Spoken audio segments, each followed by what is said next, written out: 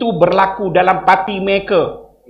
Dengan mereka sesama mereka pun mereka tipu. Cikgu Bat apa tipu? Saya kata, ni mudah je. Tengok balik surat khabar, 3 hari sebelum tarikh pengundian, Ketua JPP, Ketua SPR mereka Menteri Wilayah, nama dia Dr. Zaleha. Dr. Zaleha umum apa? 32,000 perwakilan layak mengundi. 32,000 ni diambil macam mana? Bukan ahli, bukan anggota. 32,000 ini diambil dengan mengesahkan perwakilan tersebut. Macam mana nak sah perwakilan? Ni, dengar.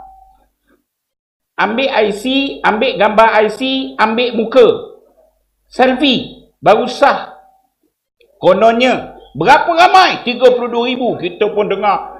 Perwakilan dia 32,000. Ahli berapa ramai agaknya kan? Tapi saudara, tengok atau tidak, Izzah dapat undi berapa? 9,000. Rafizi dapat undi 3,000. 9 campur 3, 11,000. 32,000. Mana? Mana? Maknanya yang pertama kemungkinan, angka tersebut tipu.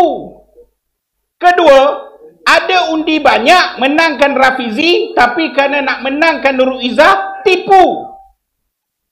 Ataupun 70 dekat 80% perwakilan yang dah sahkan, mereka sendiri benci dengan parti mereka untuk mereka keluar mengundi. Ini kedudukan mereka. Yang kita rasa hebat, Anwar Ibrahim hebat. Keadaan sebenar hari ini mereka sedang kacau bilau.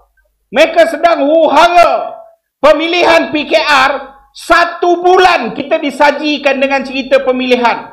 Seolah-olah ia menjadi agenda nasional. Masalah rakyat ada dengar tak? Ada dengar tak masalah rakyat? Tak ada.